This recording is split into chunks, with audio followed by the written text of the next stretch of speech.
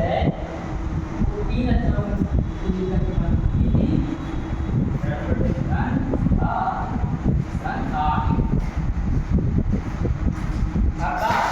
इतिहास का अर्थ हुआ कि ऐसा ही हुआ था या घटी हुई घटनाओं का वर्णन करना ही इतिहास कहलाता है।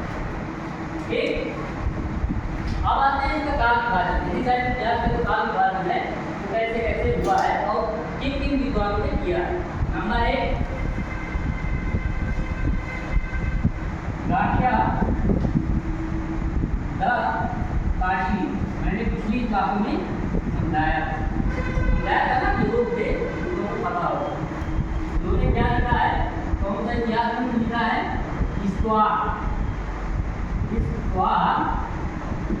दला लिटेरा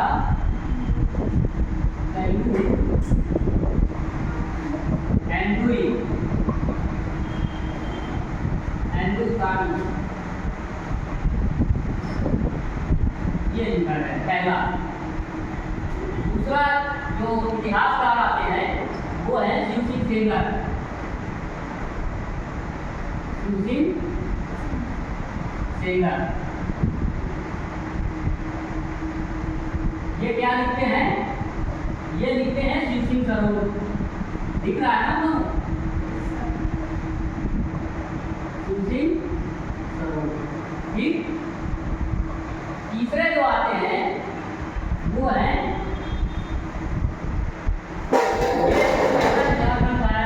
फारसी भाषा। किस भाषा का था, फारसी। यानी हिंदी साहित्य की इतिहास की जो शुरुआत होती है वो फारसी भाषा से होती है। दूसरा जो ये आता है हिंदी भाषा का है और तीसरा अंग्रेजी भाषा में जॉर्ज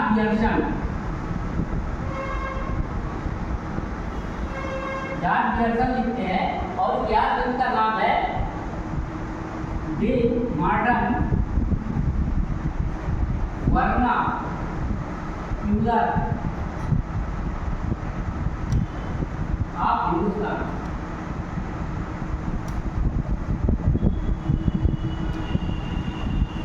ये 3 इतिहास ग्रंथ आते हैं। इसके बाद चौथा आता है, चौथा है मिश्रबंधु विनोद का। मिश्रबंधु इनका है मिश्रबंधु विनोद।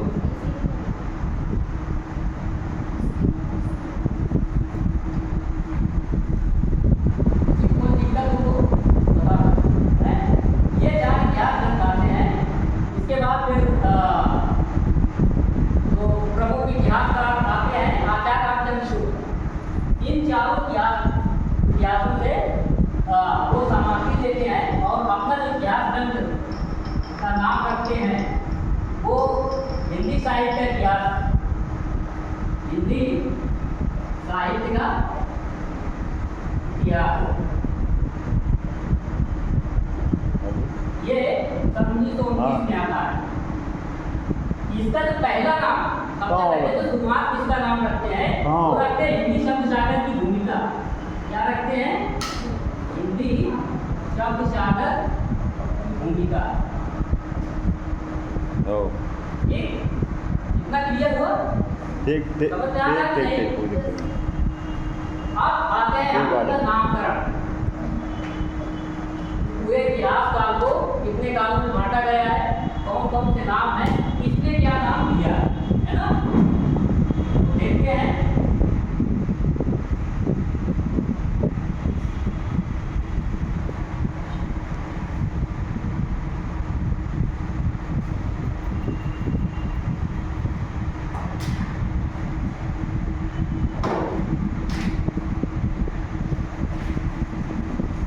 पहला जो किया तो पहला जो काल विभाजन है उसको हम आदिकाल के नाम से जानते हैं, है ना।